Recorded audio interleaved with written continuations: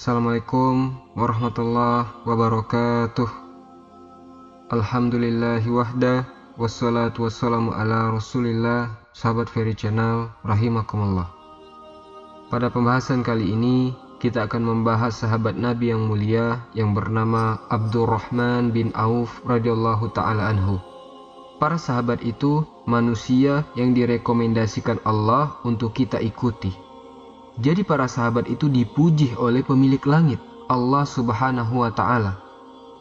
Sebagaimana yang Allah cantumkan dalam surah At-Taubah ayat 100. Allah subhanahu wa ta'ala berfirman, "Was-sabiqunal awwalun minal muhajirin wal ansor wallazina tabba'uhum bi ihsan radhiyallahu anhum wa radu'an." Dan orang-orang yang terdahulu, yang pertama-tama masuk Islam, dari kalangan muhajirin dan dari kalangan ansor, dan orang-orang yang mengikuti mereka dengan baik, radhiyallahu anhum wa radu'an. Allah ridho kepada mereka dan mereka ridho kepada Allah. Ikhwatal iman rahimani wa rahimakumullah. Siapa Abdurrahman bin Auf ini? Beliau adalah min kibaris sahabah, termasuk pembesarnya sahabat. Nama aslinya ketika jahiliyah Abdu Amr, hambanya Allah. Dalam riwayat namanya dia adalah Abdul Ka'bah, hambanya Ka'bah. Terus ketika beliau masuk Islam, namanya diganti oleh Nabi jadi Abdurrahman, hambanya Ar-Rahman. Hambanya Allah Ar-Rahman, hambanya Allah Zat yang maha belas kasih. Sejak itulah dipanggil Abdurrahman. Wahuwal Quraisy, beliau sukunya Quraisy. Wahuwal Badri, dan beliau yang pernah ikut perang Badar. Wahuwa minas sabiqinal awwal, termasuk yang awal-awal masuk Islam. Sekarang apa saja keutamaan Abdurrahman bin Auf? Keutamaan Abdurrahman bin Auf, yang pertama, Abdurrahman bin Auf adalah satu di antara 10 sahabat yang dipersaksikan Rasulullah masuk surga. Rasulullah SAW pernah bersabda, Abu Bakar fil jannah, Umar fil jannah, Utsman fil jannah, Ali fil jannah, Abdurrahman bin Auf fil jannah, Sa'ad bin Abi Waqqas fil jannah, Zubair bin Awam fil jannah, Tolha bin Ubaidillah fil jannah, Sa'id ibn Zaid fil jannah, Abu Ubaidah ibnul Jarrah fil jannah. 10 sahabat Nabi yang dijamin masuk surga. Itu keutamaan pertama Abdurrahman bin Auf, dijamin masuk surga. Keutamaan Abdurrahman bin Auf yang kedua, Rasulullah pernah berdoa khusus untuk Abdurrahman bin Auf agar Allah memberikan kepadanya minuman dari mata air surga. Ceritanya seperti ini. Dari Ummu Salamah, istrinya Rasulullah, sami'tu Rasulullah sallallahu alaihi wasallam yaquli azwajihi. Rasulullah pernah berkata kepada istri-istrinya, "Innalazi yahnu 'alaikunna ba'dila huwa shadiqul bar." Sesungguhnya orang yang penyayang kepada kalian setelah kematianku nanti adalah seorang yang jujur dan orang yang berbakti. Kemudian Nabi mengatakan, Allahumma ski Abdurrahman bin Auf min salsabilil jannah. Ya Allah, berikan air minum kepada Abdurrahman bin Auf dari mata air surga. Dan nubuatnya Rasulullah ini terjadi. Ketika Rasulullah wafat, sahabat Nabi yang paling perhatian sama istri-istrinya Nabi adalah Abdurrahman bin Auf. Kisahnya begini. Abdurrahman bin Auf pernah menjual tanahnya seharga 40.000 dinar. Kemudian membagi-bagikan uang tersebut kepada para fakir miskin Bani Zuhra, orang-orang yang membutuhkan, dan kepada ummahatul mukminin, para istri Nabi sallallahu alaihi wasallam. Makanya Aisyah berkata, qalat li Abi Salamah ibn Abdurrahman bin Auf. Maka Aisyah berkata kepada Abu Salamah, putranya Abdurrahman bin Auf, "Ya Abu Salamah, bapakmu Abdurrahman bin Auf itu dulu didoakan sama Rasulullah. Sakallahu abaka min salsabili jannah. Semoga Allah memberikan air minum kepada Abdurrahman bin Auf dari mata air surga." Jadi itu adalah keutamaan Abdurrahman bin Auf yang kedua. Terus keutamaan Abdurrahman yang ketiga. Abdurrahman bin Auf Badriyun. Abdurrahman bin Auf itu ahli Badr, pernah ikut perang Badar, dan yang ikut perang Badar itu dijamin masuk surga.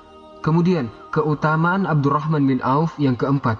Abdurrahman bin Auf satu di antara 6 orang yang ditunjuk menjelang wafatnya Umar ibn Khattab untuk menjadi ashabu surah, untuk menentukan siapa yang akan menjadi khalifah setelahnya. Karena kita tahu Umar bin Khattab itu dibunuh oleh Abu Lu'lu'ah al-Majusi saat mengimami sholat subuh. Nah, di antara 6 orang tadi, dia adalah Utsman bin Affan, Ali bin Abi Thalib, Abdurrahman bin Auf, Sa'ad bin Abi Waqqas, Zubair ibn Awam, dan Talha bin Ubaidillah. Maka ketika memilih siapa yang menjadi khalifah setelah Umar, Abdurrahman bin Auf ini ngomong, kita berenam ini terlalu banyak. Ayo kita sederhanakan menjadi 3. Akhirnya Zubair bin Awam mengatakan, saya mundur, saya kasihkan hakku kepada Ali. Talha berkata, aku mundur, saya berikan hakku kepada Utsman bin Affan. Sa'ad bin Abi Waqqas mundur, aku berikan kepada Abdurrahman bin Auf. Jadi tinggal 3 orang, yakni Abdurrahman bin Auf, Utsman bin Affan, dan Ali bin Abi Thalib. Itu yang memudahkan caranya atas usulannya Abdurrahman bin Auf. Setelah itu, Abdurrahman bin Auf mengatakan, saya mundur. Masya Allah. Jadi tinggal 2, Utsman sama Ali. Terus Abdurrahman bin Auf ngomong sama Ali, wahai Ali, sesungguhnya engkau adalah kerabatnya Rasulullah. Engkau adalah misanannya Rasulullah. Engkau adalah menantunya Rasulullah. Karena Ali suami dari Fatimah Az-Zahra, putri Rasulullah. Wahai Ali, nanti kalau seandainya yang tertunjuk jadi khalifah adalah Utsman, maka wajib kamu sami'na wa ato'na. Tidak boleh berontak, harus patuh kepada Utsman. Tapi kalau seandainya, kalau kamu yang terpilih menjadi khalifah, wajib bagimu untuk menyertakan Utsman dalam setiap permusyawarahan. Begitu juga yang dikatakan Abdurrahman bin Auf kepada Utsman bin Affan. Wahai Utsman, nanti seandainya Ali yang menjadi khalifah, kamu wajib sami'na wa ato'na. Tapi seandainya kamu yang terpilih menjadi khalifah, maka kamu harus menyertakan Ali. Lalu kemudian Abdurrahman bin Auf bertanya kepada orang-orang Muhajirin dan juga orang-orang Ansor. Tidak ada satupun kecuali semuanya ditanya sama Abdurrahman bin Auf, siapakah yang akan dijadikan khalifah antara Utsman bin Affan dan Ali bin Abi Thalib. Maka hampir semua sepakat mereka lebih mengutamakan Utsman bin Affan. Maka terpilihlah Utsman bin Affan menjadi khalifah setelah Umar ibn Khattab. Khalifah ketiga dibaiat oleh Abdurrahman bin Auf, dan Ali pun membaiat Utsman, dan seluruh sahabat membaiat Utsman. Tapi yang ingin saya ceritakan di sini, bagaimana kepiawaian Abdurrahman bin Auf menyederhanakan masalah. Dan kalau seandainya dia mau menjadi khalifah, berhak, dia bisa. Dia punya ilmunya, punya kapabilitas di bidang itu. Dan dia ditunjuk Umar karena Umar tahu Abdurrahman itu orang hebat. Itu keutamaan Abdurrahman bin Auf yang keempat.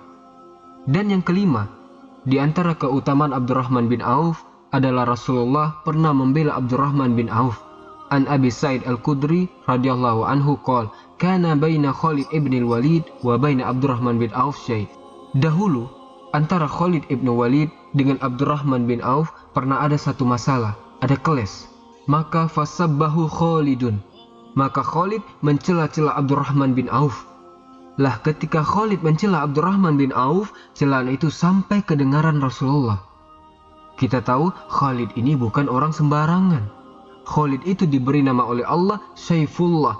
Semua sepakat kehebatan Khalid.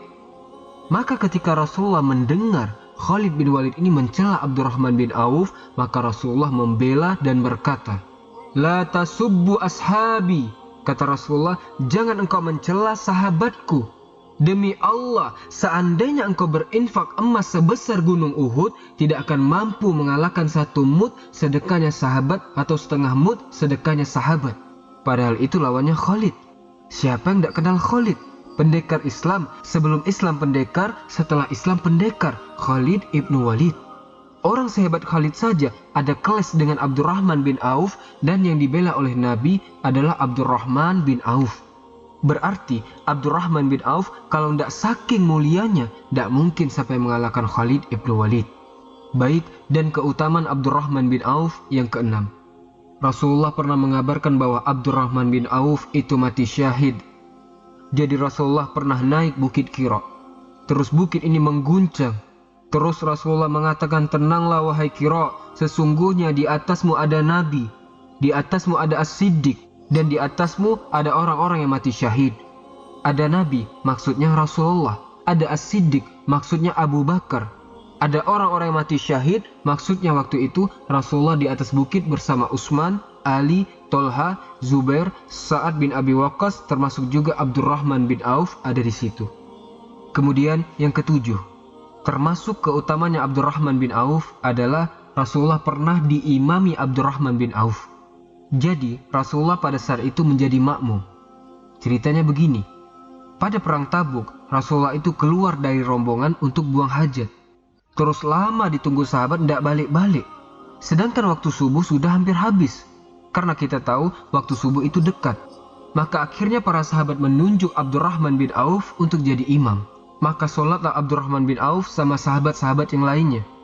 Ternyata dapat 1 rakaat Rasulullah datang. Rasulullah datang dalam keadaan para sahabat sudah sholat. Dan diimami Abdurrahman bin Auf. Dapat 1 rakaat, akhirnya Rasulullah ikut sholat.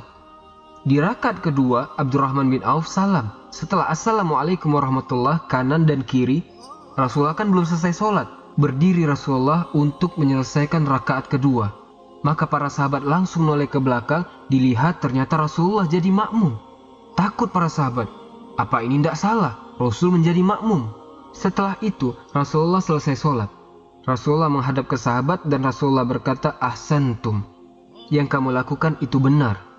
Rasulullah membenarkan itu dan Rasulullah iri kepada para sahabat yang sholat tepat waktu. Sedangkan Rasulullah ada uzur hingga beliau SAW telat. Ikhwatal iman rahimani wa rahimakumullah. Saat Rasulullah hijrah di kota Madinah. Sesampainya di kota Madinah, yang dilakukan Rasulullah itu secara garis besar ada 3. Yang pertama adalah membangun Masjid Nabawi. Bahwa Masjid Nabawi sebagai pusat ibadah, pusat musyawarah dan seterusnya. Yang kedua, yang dilakukan Nabi adalah mempersaudarakan Muhajirin dan Ansor. Muhajirin itu pendatang yang datang dari Mekah. Ansor adalah orang asli Madinah. Jadi satu orang Muhajirin punya 1 saudara dari Ansor. Bahkan kalau satu mati, yang satu mewarisi. Terus turun ayat tidak boleh. Adapun waris harus sesuai dengan aturan nasabnya, kawin dan seterusnya. Nah, Abdurrahman bin Auf ini dipersaudarakan sama orang Ansor namanya Sa'id bin Robi. Sa'id bin Robi ini orang kaya di Madinah. Dia mengatakan, wahai saudaraku Abdurrahman bin Auf, kita sudah dipersaudarakan oleh Rasulullah. Karena hartanya banyak, kaya raya, dia mengatakan, saya akan bagi jadi 2 hartaku. Separuh hartaku ini kuserahkan untukmu. Dan aku punya 2 istri.